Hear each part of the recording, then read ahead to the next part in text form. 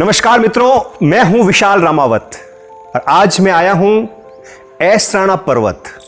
जी हां, ये जालोर जिले में आहोर तहसील से लगभग 20 किलोमीटर की दूरी पर सुंदर वादियों के बीच में एक शिवालय है। यह शिवालय सुरेश्वर महादेव नाम से पूरे भारत में प्रसिद्ध है।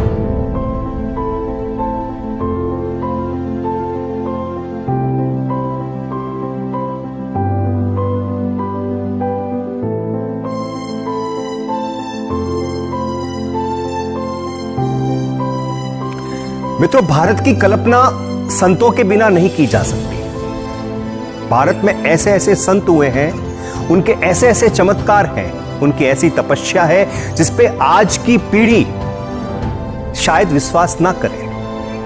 मैं आज आपको एक ऐसे संत से अवगत कराना चाहता हूं जिनकी आयु का कोई अता पता नहीं। पूरे जीवन काल में वे निराहार रहे, सिर्फ वायु का ही आहार करते थे, जिनका नाम है फतेहगिरी जी महाराज। उन्होंने ही इस तीर्थ को जगत के सामने प्रस्तुत किया। यह गुप्त तीर्थ था। इसी तीर्थ को पूरे भारत के समक्ष लेकर आए फतेहगिरी जी महाराज। इसकी एक बहुत ही सुंदर कथा है और फतेहगिरी जी महाराज से जो परंपरा इस मठ में शुरू हुई और वो परंपरा के गादीपति वर्तमान समय में इस मठ के गादीपति श्री श्री 1008 पर्वतगिरी जी महाराज, जो कि इस मठ के 18वें महंत के रूप में वर्तमान में अपनी सेवाएं दे रहे हैं। मित्रों, ये जो मठ है और इस मठ में जो अभी तक महाराज जी के समेत, महंत जी के समेत जो 18 महंत हुए हैं, ये गादी बहुत तपी हुई है। आप भी बड़े तपस्वी हैं और जितने भी महंत इस गादी पर बैठे हैं वे सभी चमत्कारी और महातपस्वी हुए। मित्रों, ऐसराणा पर्वत की इन सुंदर वादियों के बीच सुरेश्वर महादेव का एक बहुत अति प्राचीन ये सुंदर मंदिर। ये जो पहाड़ियां हैं, या यूं कह दूं कि ये जो मंदिर है जिस गांव में स्थित है, उस गांव का नाम है पांडवगरा। पांडवगरा से आप समझ रहे हैं कि ये पांडवों द्वारा स्थापित शिवालय है। ऐसा कहा जाता है कि पांडवों ने लंबे समय तक यहां पर रुककर तपस्या की थी और इस शिवालय की यहां पर इन्होंने स्थापना की थी। लेकिन यह शिवालय गुप्त शिवालय था। इस शिवालय के बारे में लोगों को ज्यादा भान नहीं था। इसी दौरान सैकड़ों शताब्दियां बीतने के बाद एक संत यहां पर आते हैं। हरियाणा की धरती से एक संत घूमते घूमते इस धरती तक पहुंचते हैं, जिनका नाम श्री फतेहगिरी जी महाराज। यहां आकर वो तपस्या करते हैं। योगी थे, दूरदृष्टा थे। इस शिवालय को देखते ही वो समझ गए कि ये प्राचीन शिवालय है, ये शिवलिंग सिद्ध है। मित्रों, ऐसा कहा जाता है कि दादा गुरु फतेहगिरी जी महाराज ने लगभग 150 वर्षों तक मां हिंगलाज की तपस्या की, उन्हें प्रसन्न किया और यहां पर मां हिंगलाज को स्थापित किया। महाराज जी की भक्ति इतनी सिद्ध थी कि इस क्षेत्र के अंदर बहुत सारे जंगली जानवर रहते थे। वो भी महाराज जी से प्रेम करते थे। इनके तप के प्रभाव से यहां के जानवर भी अपना वैर भाव भुलाकर एक ही कुंड में, चाहे शेर हो या हिरन, वो एक ही जगह बैठ के पानी पीते थे। पांडगरा गांव से कुछ ही दूरी पर स्थित एक गांव साबूजा, वहां के ठाकुर साहब सूर सिंह जी उदावत, उन्हें शिकार का शौक था और वो इस क्षेत्र में शिकार करने आया करते थे। उस समय यहां पर जंगली शुअर बहुत थे। तो अब फतेहगिरी जी महाराज इस शिवालय को भी लोक कल्याण के लिए जनता के समक्ष लाना चाहते थे और जानवरों का शिकार ना हो, इसके लिए भी वे कुछ करना चाहते थे। वे एक सिद्ध योगी थे। फतेहगिरी जी महाराज एक विशाल जंगली शुअर का रूप धारण कर साबूजा गांव में पहुंच जाते हैं। गांव के कुछ लोग ठाकुर साहब को जाके सूचना देते हैं कि हमारे खेतों में एक बहुत बड़ा जंगली शुअर आया है। ठाकुर साहब अपने भाई सहयोगियों के साथ बंदूकें भाले लेकर घोड़ों पे सवार होकर उस सुअर का शिकार करने के लिए निकल जाते हैं।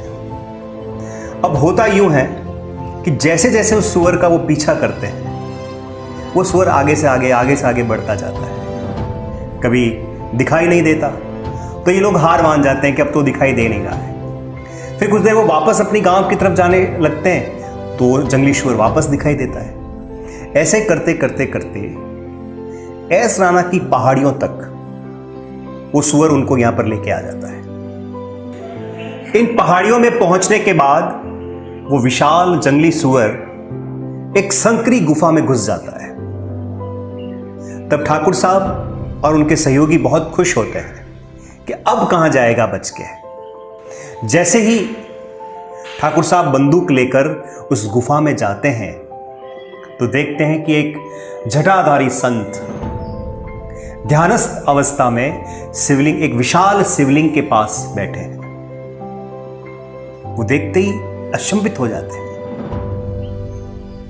और वो देखते हैं कि उस संत के जगह जगह से खून रिस रहा है। वो उन्हें प्रणाम करते हैं और पूछते हैं कि महाराज जी आपको चोटें कैसे आई? तो फतेहगिरी जी महाराज कहते हैं कि तेरे ही तो कारण, तूने ही तो मारा है। तो ठाकुर साहब को समझ में आ जाता है। उस विशाल शिवलिंग के वो दर्शन करते हैं। अब ठाकुर साहब उनसे एक प्रश्न करते हैं कि ये जो शिवालय है, ये जो शिवलिंग है, ये जो महादेव है, वो किस नाम से पहचाने जाएंगे? तब फतेहगिरी जी महाराज कहते हैं कि ये शिवालय, ये महादेव सुरेश्वर महादेव के नाम से जाने जाएंगे। और ये बोलकर, आशीर्वाद देकर, उनसे एक वचन लेकर कि तुम अपने जीवन में कभी भी जंगली सूअर का शिकार नहीं करोगे। और उस शिवलिंग के अंदर वो सशरीर प्रवेश कर जाते हैं। जिस प्रकार से मीरा ने कृष्ण की मूर्ति में समा गई थी, उसी प्रकार से फतेहगिरी जी महाराज इस विशाल शिवलिंग के अंदर समा जाते हैं। मित्रों, इस शिवलिंग की स्थापना पांडवों ने अपने अज्ञातवास में की थी। ये विशाल शिवालय, ये विशाल शिवलिंग जो आप देख रहे हैं, ये बहुत चमत्कारी शिवलिंग है। और सबसे बड़ी बात यहां पर यह देखी मैंने कि अगर कोई ध्यान, मेडिटेशन करना चाहता है तो यहां बहुत जल्दी ध्यान लगता है। यहां इंसान शून्य अवस्था में बहुत जल्दी पहुंच जाता है।